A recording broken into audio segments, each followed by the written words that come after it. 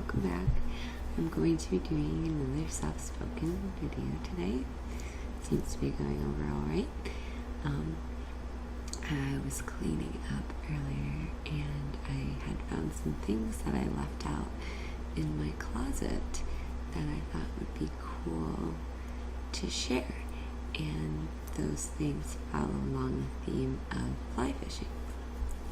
So I'm going to show you some stuff, although none of it is going to be a rod, reel, or line because I leave those at the fishing club and don't have any on me right now.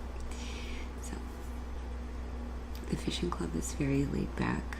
I'm not busting out any waders here, so just some for every occasion items. First is bait. This is an important part of the tackle, especially with fly fishing trout, because they eat based on the environment and the time of the day. So you can't just grab a jig, go at it. My personal favorite are woolly stuff because they float. I like to be able to see the bait, and I've always had good luck in calm streams with things that float, because when the trout are hungry, they will just pop up and grab it. And you can always go with something that'll sink. I don't really have much here. I just put, there's like a ointment or oil, I don't know what to call it, sometimes on the fishing bait, and it makes it more buoyant, so they just float along the stream and the trout will see it. They're fuzzy. Yep. This one here, I can't name them, so I'm sorry, but my family does a lot of fly fishing. I'm gonna try to get you to see it. They're so hard with this camera too, but it's like a blue and orange. Yeah. So I love these little fuzzy guys. I just feel like they work so well. I feel like there's a lot missing from here. They're constantly getting either stuck in the fish's mouth, lost forever, or the trout are smart fish. When they get something caught in their mouth, sometimes they'll go down to the bottom of the river and like a rock bed, and they'll rub up against the rocks until the hook comes loose from their mouth. It's crazy, but I've had fish get out of a bite before, get out of a hook. Also, sometimes they'll put up a really good fight and you don't want to break your rod. I have a bamboo rod, so, and if you get something big and you only brought a really lightweight rod, sometimes you're just going to have to snip the line and say adios. Yeah, trout are very fun. Another thing that's really, well, kind of important here. Tweezers doesn't really seem like a big deal, but for me, the tedious dexterity things that are involved with fly fishing, tying the knots, the lines, these are really good. Plus your hands get slimy and dirty if you're out there all day, and just having something to, like, you know, get the bait out, pick out a knot, something like that, because I mean, tweezers are on the lower spectrum, but you could always just throw it in there for, you don't really need tweezers because you can get some of these and they work better.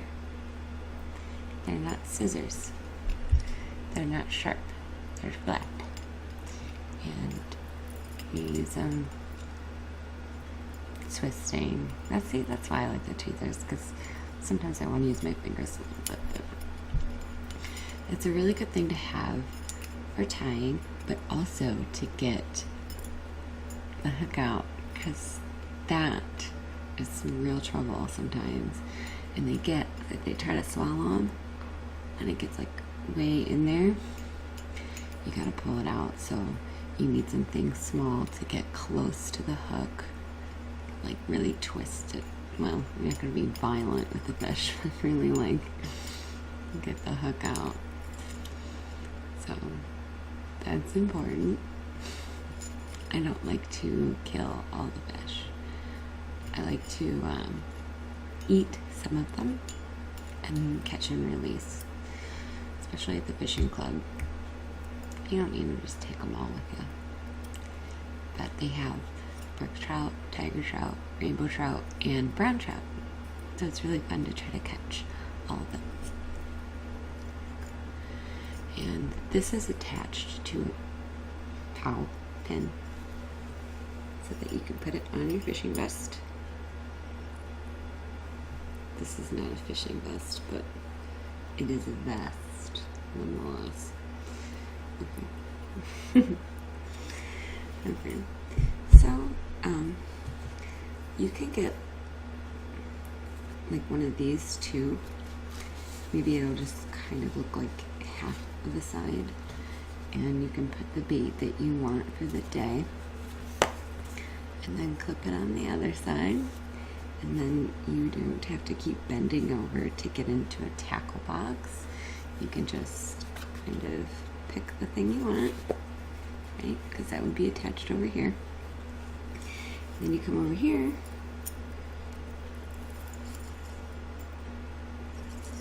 and that really works conveniently.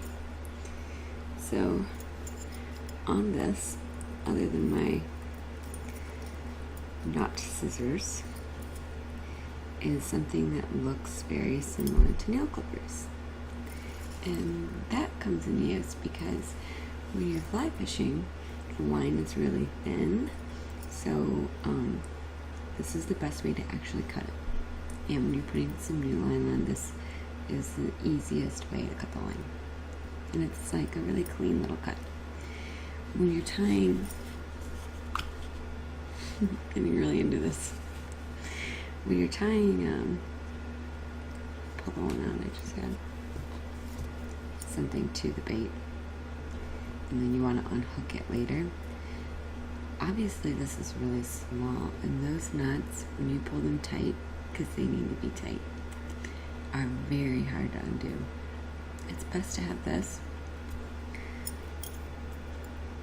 because you're not going to get that with hunky scissors. No way. Maybe anyway. This is also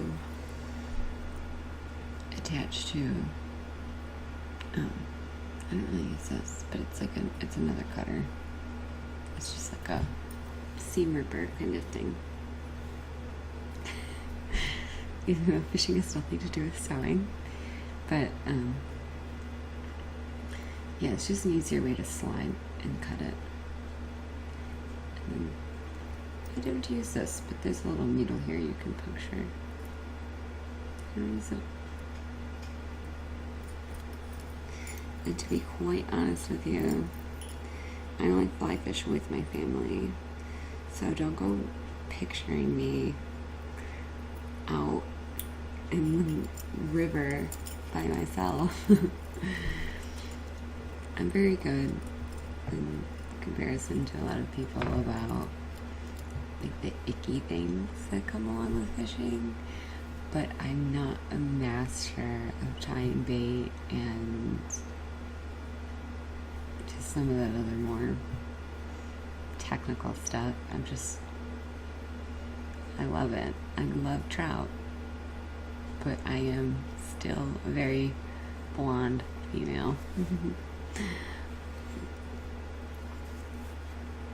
Swiss Army watch. It's very important because it's going to get wet, and when you're fishing, time passes. I have been fishing before. We're not going to be crazy here. 7 or 8 a.m. until like dinner time, 5 or 6, but you wouldn't notice it, and you're not really eating. At the fishing club, you could go in and get a drink and then go back out. That's fun. But you gotta get up and walk over there. No one wants to do that, and you're just concentrating on this trout. So, Swiss Army watch, waterproof watch, very important. It's good to watch the time. Okay. And lastly, you're going to be out in the sun, so this fishing hat. The fishing hat would be very important. Something that is going to keep the sun out of your eyes. I don't do the strap thing. It never gets that windy. But it is nice. I'm just gonna throw it back.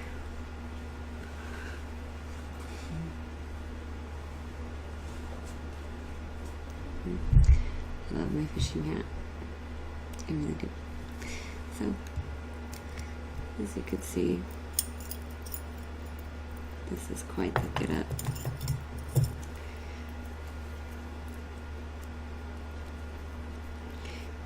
Plus you have, your rod with you, which if you have a 2-piece or a 3-piece rod, you can just take it apart, kind of throw it in this thing that looks like a poster tube, strap on it, throw it over your shoulder, and then